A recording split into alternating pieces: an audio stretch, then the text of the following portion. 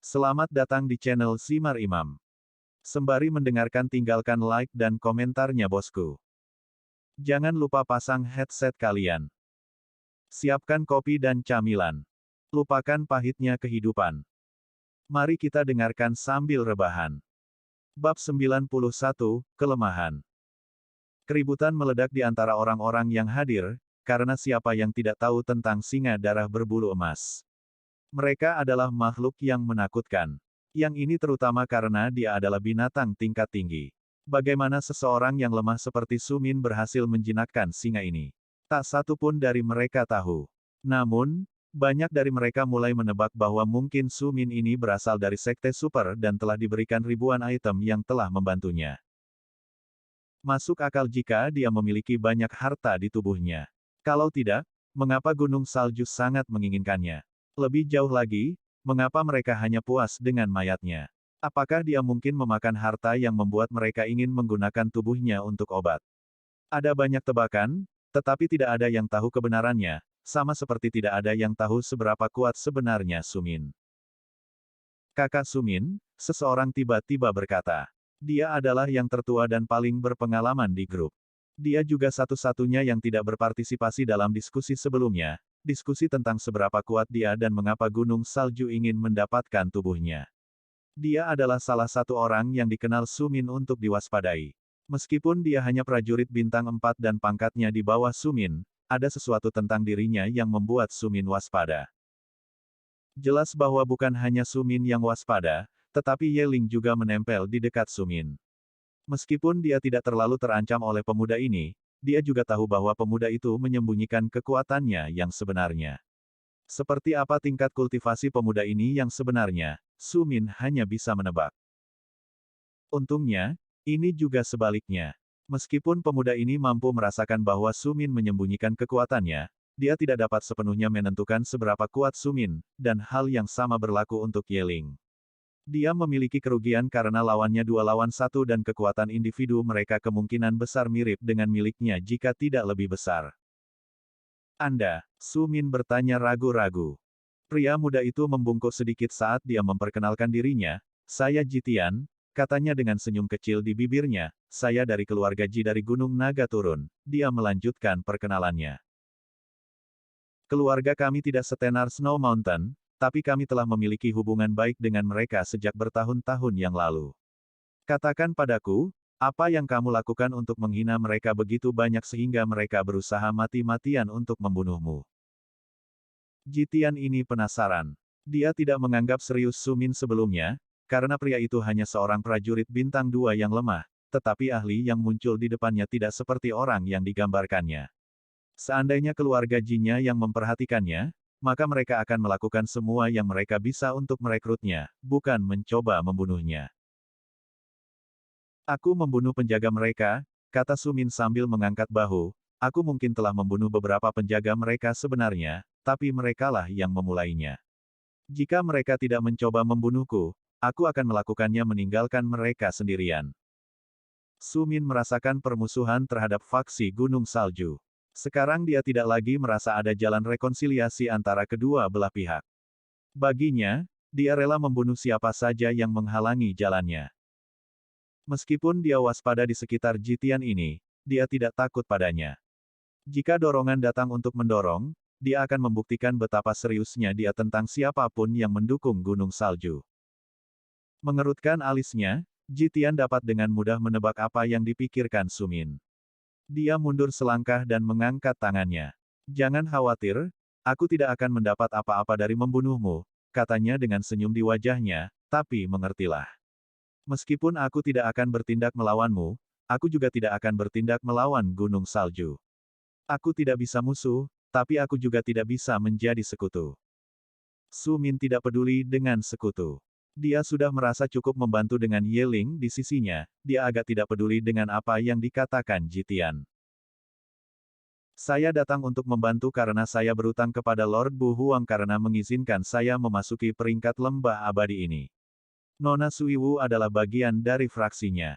Jadi wajar saja jika saya datang untuk mendukung Anda, katanya sambil berdiri untuk pergi.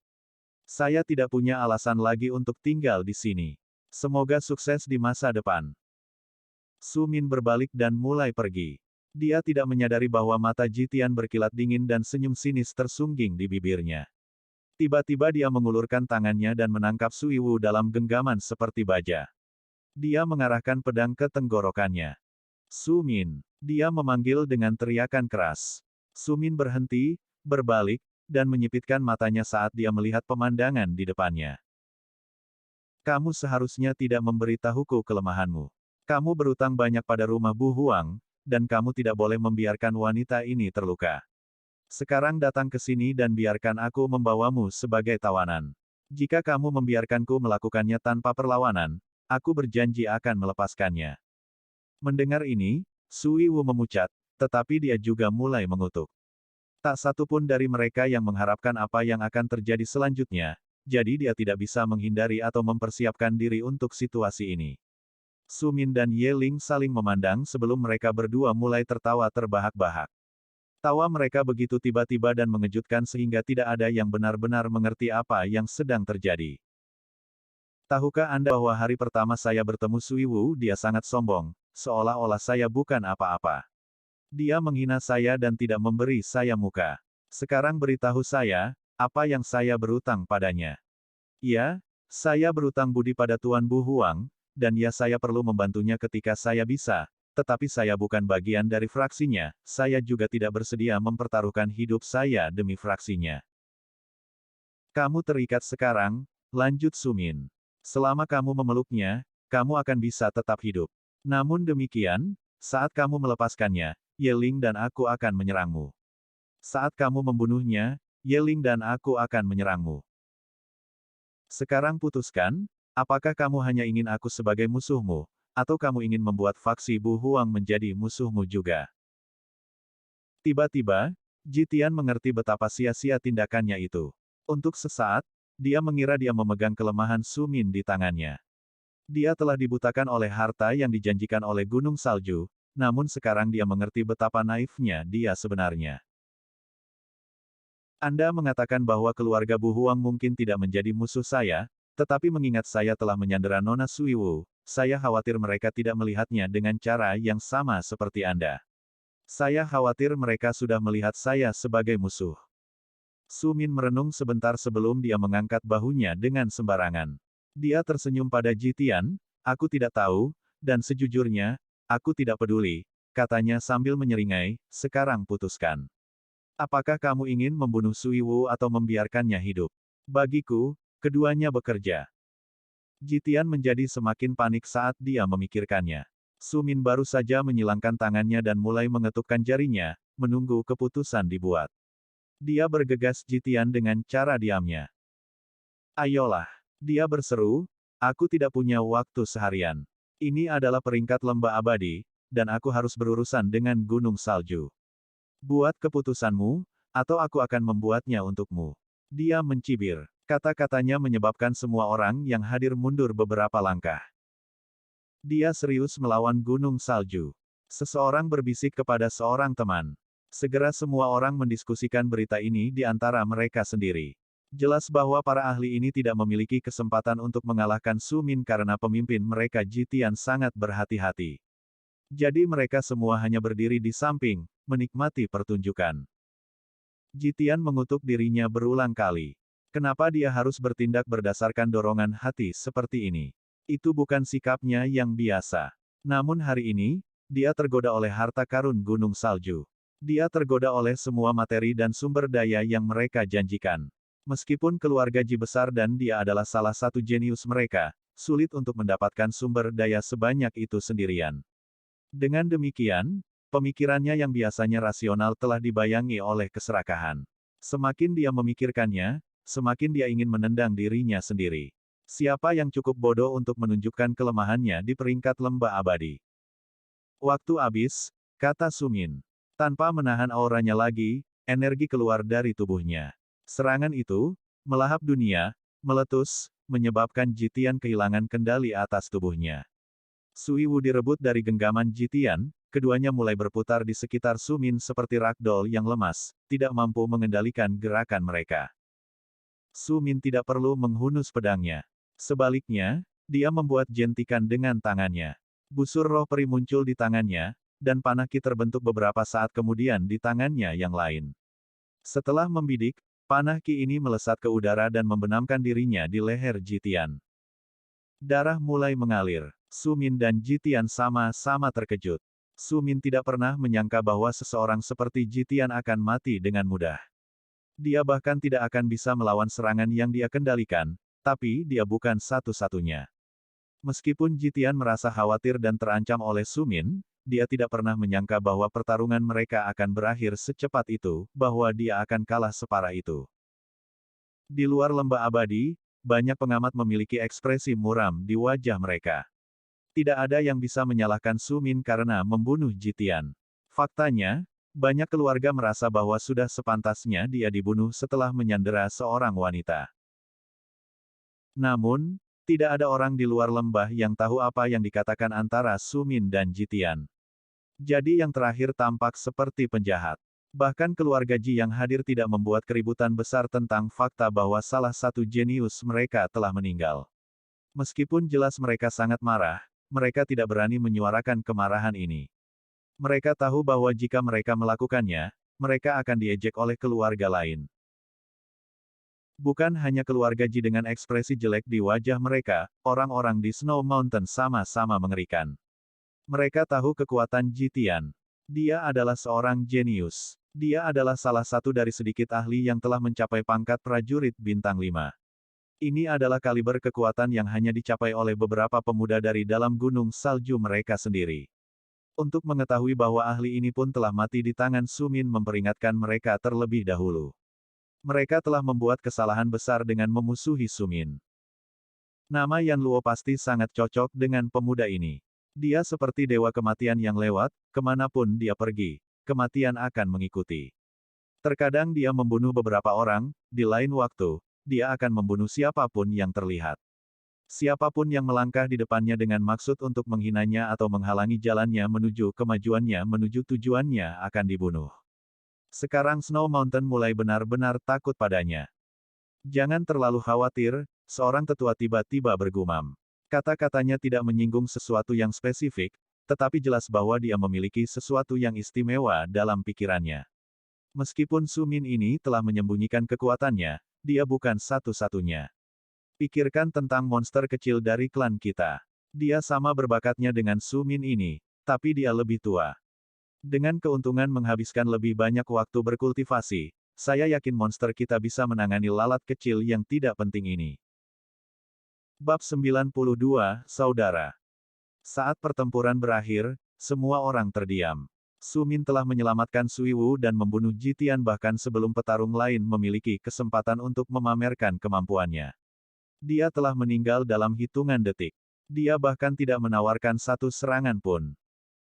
Su Min sama terkejutnya dengan yang lain. Dia merasa seolah-olah disambar petir. Namun, ini dengan cepat berubah ketika dia merasakan tangan yang keras memukul pipinya tepat di wajahnya, membuat bibirnya pecah dan darah mengalir. Semua orang tersentak. Sui Wu, yang baru saja diselamatkan, dipenuhi dengan kebencian terhadap Su Min setelah dia menunjukkan ketidakpeduliannya apakah dia hidup atau mati. Akibatnya, untuk melepaskan amarah yang membara di dalam dirinya, dia tidak punya pilihan lain selain hanya menamparnya sekeras yang dia bisa. Menutup matanya, Sui Wu yakin bahwa dia baru saja menandatangani sertifikat kematiannya, tetapi Su Min hanya terkekeh. Kau tahu, namamu sama dengan mendiang kakakku, kata Su Min sambil terkekeh sambil menyentuh pipinya dengan lembut. Pipinya memiliki tanda tangan merah besar tercetak di atasnya. Apa yang harus kukatakan padanya? Bahwa aku tidak ingin dia membunuhmu. Dia terus bertanya. Suasana hatinya tidak buruk, dia benar-benar mengerti mengapa Sui Wu melakukan apa yang dia lakukan. Meskipun demikian, dia masih ingin membela diri. Seandainya aku bertindak berbeda, maka kamu pasti sudah mati, tetapi kamu masih hidup sekarang. Su Min membantah, Sui Wu tidak mungkin tidak setuju dengannya. Menggelengkan kepalanya, Su Min berbalik untuk pergi. Ye Ling masih di sisinya tetapi tidak memperhatikan baik Sui Wu maupun yang lainnya.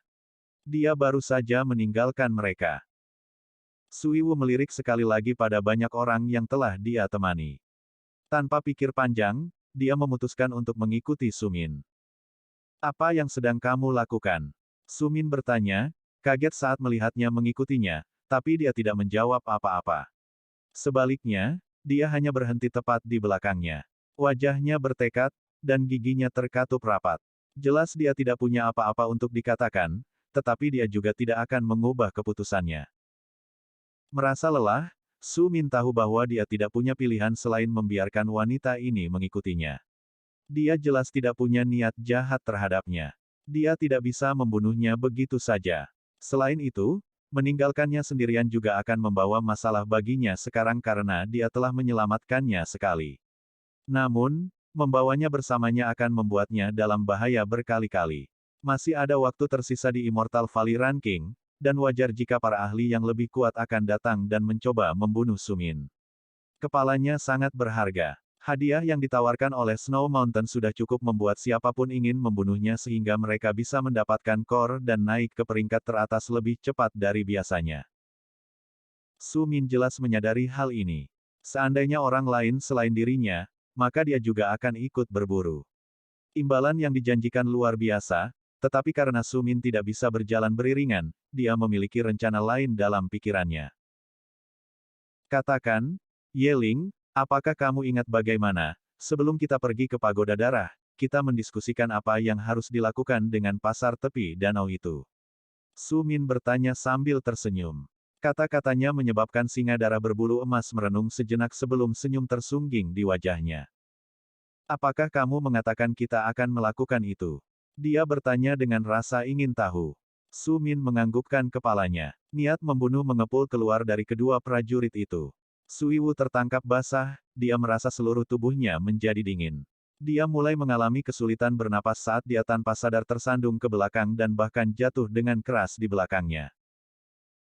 Mendengar suara tumbukan lembut, Su Min menoleh ke belakang. Hampir seketika, niat membunuh menghilang.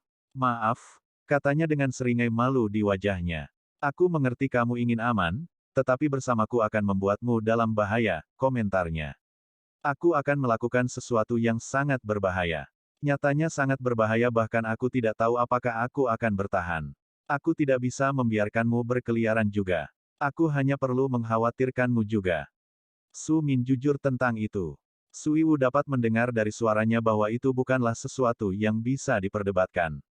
Satu-satunya hal yang bisa dia lakukan adalah menerima bahwa mereka berdua tidak bisa bepergian bersama lagi dan berbalik untuk pergi sambil mendesah.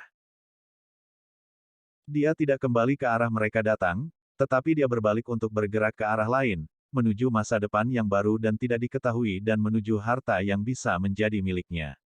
Jika Su Min tidak menginginkannya di sana, maka dia juga tidak akan memaksakan dirinya padanya. Melihat wanita itu pergi, tiba-tiba Su Min merasa jauh lebih nyaman. Dia menghela nafas lega sebelum dia menegakkan punggungnya dan menaruh semua perhatiannya pada Yeling. Kau agak kasar dengannya, bukan? Tanya singa ingin tahu sambil melihat sosok yang pergi di hutan. Su Min mengangkat bahunya, aku harus, katanya sambil menoleh ke arah Sui Wu. Tidak ada permusuhan di matanya, tapi dia menghela nafas sedikit. Jika dia bergabung dengan kita dan mengambil bagian dalam kekacauan yang akan kita buat, maka Gunung Salju akan memiliki alasan untuk melawan Bu Huang dan keluarganya. Jika itu terjadi, kemungkinan besar mereka akan dimusnahkan. Semua orang tahu bahwa aku hanyalah aku, seorang tamu dari keluarga Bu. Mereka tidak dapat disalahkan atas tindakan saya, tetapi jika murid mereka mulai bekerja sama dengan saya, itu akan berakhir dengan buruk. Su Min sudah memikirkannya. Demi menjauhkan Bu Huang dari bahaya, dia memutuskan untuk mengusir Sui Wu. Lalu kenapa kau bertingkah seperti ini? Yeling bertanya. Kami sudah merencanakan untuk pergi ke Lakeside Marketplace untuk mendapatkan hadiah. Mengapa Anda harus membuatnya terdengar seolah-olah Anda baru mendapatkan idenya sekarang ketika dia hadir? Su Min tersenyum ketika dia bergerak menuju lokasi pasar tepi danau, dia akan menyebarkan berita. Dia kemungkinan besar dihina oleh fakta bahwa saya menyusahkannya. Dengan demikian dia akan menyebarkan fakta bahwa saya bergerak menuju pasar. Siapapun dari beberapa peringkat dan dengan kemampuan yang cukup akan bergegas menuju pasar. Lalu kita bisa berurusan dengan mereka satu demi satu. Mengumpulkan semua orang di satu tempat membuatnya jauh lebih menyenangkan, bukan begitu? Mendengar kata-kata Su Min, Ye Ling tertegun. Tapi kamu tidak bisa melawan semua orang sekaligus. Katanya, kaget. Su Min mulai tertawa terbahak-bahak, apakah menurutmu semua orang membenciku? Dia bertanya dengan rasa ingin tahu. Memikirkan pertanyaan itu, Ye Ling tidak memiliki jawaban. Bukankah semua orang yang mereka temui sejauh ini sangat membencinya? Yang kita temui telah mencari kita atau dibutakan oleh keserakahan, jelas Su Min sambil memperhatikan ekspresi aneh di wajah Ye Ling. Jika semua orang berbagi pendapat tentang gunung salju, bukankah mereka sudah menjadi hegemon dari seluruh reruntuhan abadi? Jelas, faksi sekuat gunung salju memiliki musuh, dan musuh-musuh ini juga akan bereaksi terhadap berita tentang bagaimana saya bergerak ke gunung salju. Beberapa akan mencoba menarik saya. Sementara yang lain hanya ingin menambahkan bahan bakar ke permusuhan antara kedua belah pihak kita dan membuat lebih banyak orang mati di tangan kita. Aku tidak peduli mengapa mereka datang, tapi aku akan meminta mereka bergabung denganku dalam usahaku untuk menghancurkan gunung salju di peringkat lembah abadi ini. Jika aku bisa mendapatkan hubungan dengan beberapa sekte atau keluarga peringkat tinggi ini, aku mungkin bisa tetap hidup cukup lama untuk meninggalkan reruntuhan abadi ini sesudahnya. Su Min tertawa. Namun, kata-katanya cukup muram. Segera setelah peringkat lembah abadi berakhir, kemungkinan besar gunung salju akan melakukan apa saja dengan kekuatan mereka untuk mendapatkan Su Min untuk membuatnya menderita untuk selama-lamanya.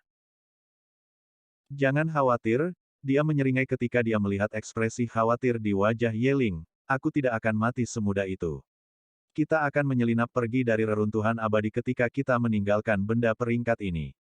Atau apakah kamu lebih suka memiliki kebebasanmu kembali dan tetap berada di dalam perbatasan lembah abadi ini, tempat kamu telah menjalani seluruh hidupmu?